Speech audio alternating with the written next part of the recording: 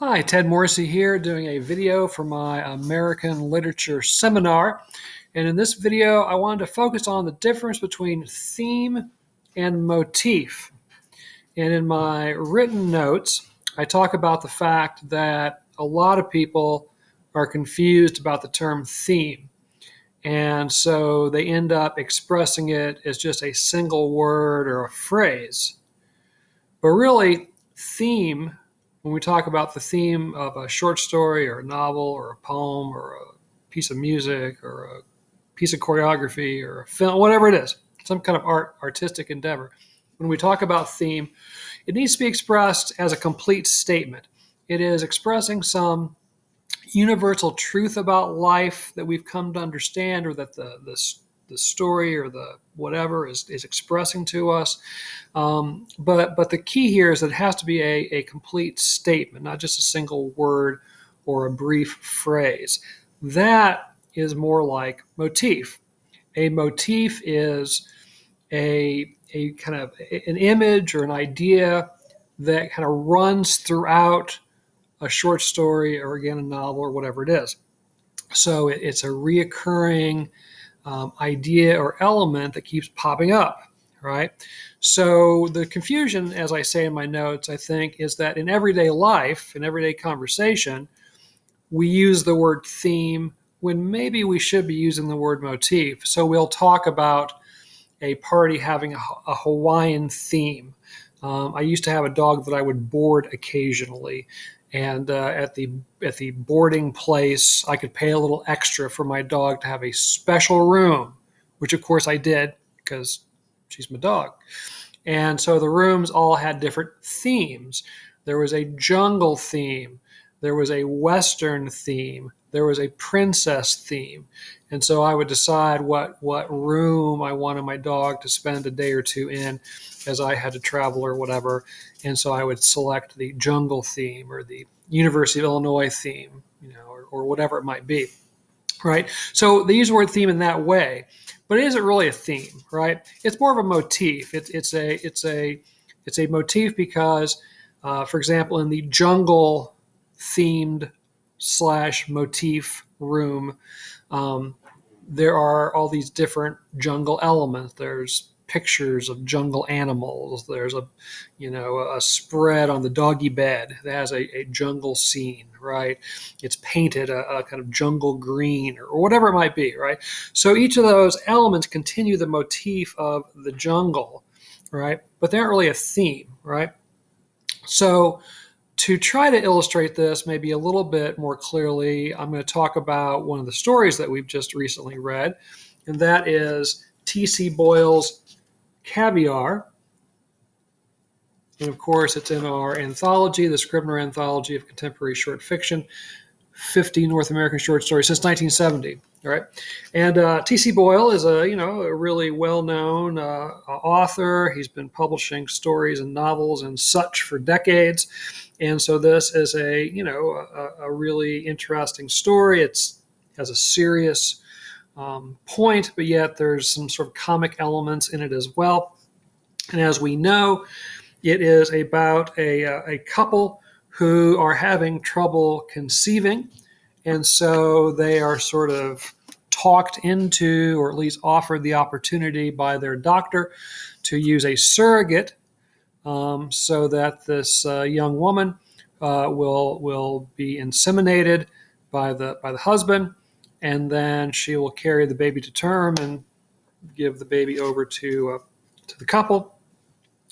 The problem, though, as we know after having read the story, is that the husband falls for the surrogate mom and vice versa while she's pregnant, and they have this torrid love affair, right? So the theme of this story, which doesn't turn out very well for the husband, could be something along the lines of, we are a slave to our urges or to our biology, because even though he knows it's wrong, he has this desire for the surrogate mom, and so on. And so the theme is something along those lines. As I also say in my notes, there is no one correct theme for a story or a poem or a novel or whatever it is.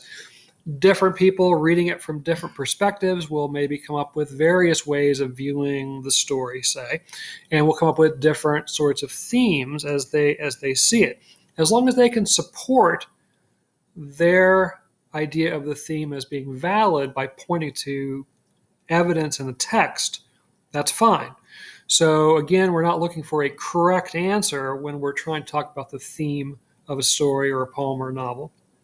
We're talking about some universal truth that the story seems to be expressing, and then we want to point to things that happen in the story that support our reading of it, right? And so, I could point to all kinds of things.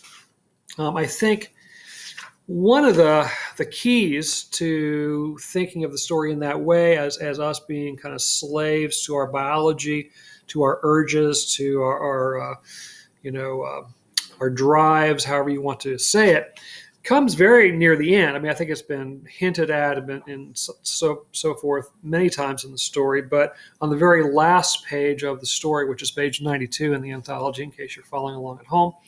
But we know that the husband is a fisherman, and so he's constantly talking about fish throughout the story, comparing things to fish, describing fish, etc. And he talks about, on the top of page 22, about the, let me go back just a bit. He says, I was thinking about the bottom of the river. I was thinking about fins and scales and cold, lidless eyes. The instant I touched the lead rope, I knew I was onto something. This time of year, it would be sturgeon, big as logs, long-nosed and barbelled, coasting up the riverbed out of some dim, watery past. Androgynous, pre-programmed, homing in on their spawning grounds like guided missiles. So this discussion of the sturgeon who are hell-bent on reaching their spawning grounds really describes the way the husband has been, the protagonist has been throughout the story, well, after meeting, the surrogate, of course. That he has this, burning desire to be with her, even though he knows it's wrong, even though his wife Marie is his best friend and they've been together forever and he respects her and loves her. He still has this, this desire, which he can't seem to curb, to mate with the surrogate, right? And so I think that image of the sturgeon, which we get near the end, is certainly emblematic of the narrator throughout the story. And again, we can point to all kinds of images in the story that support that. After he has been devastated because the surrogate doesn't want to be with him, she says, in fact, we move in different circles, she says, which is very much a sort of swimming image. So it's as if the narrator is a sort of fish that's swimming. Just before that, he sees, or he describes rather, a fish pulled out a fish stripped to the bones. And that's how he feels by the end of the story, as if he has been stripped to the bones.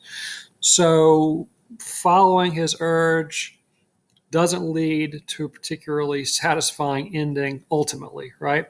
So anyway, that's a theme of the story, this idea of the dangers of following our passions, of giving in to our biological urges, however you want to phrase it. That seems to be a theme of the story. But the fishing element is a motif of the story. So not only is he a fisherman, but throughout the story he is describing fish, he is comparing things to fish, and so we have that kind of ongoing motif. And oftentimes theme and motif kind of work hand in hand, and that's another reason why they're easy to confuse. So in this case, the reoccurring motif of the fish is hinting at and helping us to understand the theme or a theme of the story about the disastrous results at times of us following our biological urges. All right. So both things are going on in the story. The story has the theme, has multiple themes, in fact, and the fish motif is certainly one of them. One might talk about a birth motif, as that is often talked about in the story as well. So there may not just be a single motif in a piece of writing or a poem or a song or a stage play or whatever it is. There may be multiple motifs.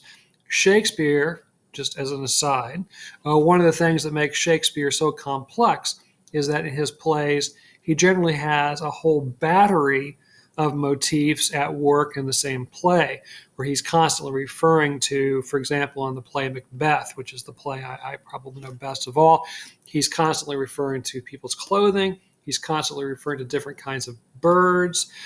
There's seed imagery so a motif of seeds growing and sprouting and regenerating and so on. And those are just three. There's actually a dozen or more that we could point to if we looked at the play in more detail. So there can be multiple motifs at work, just as there can be multiple themes that we derive from a particular story. All right, I'm going to stop there, but I wanted to just use this video to try to underscore again the difference between theme and motif, and talk a little bit about why oftentimes we're confused when we talk about theme. We really you end up talking about motif instead, right? So again, theme needs to be a complete sentence, a complete statement. Motif could be just a word or a phrase. All right.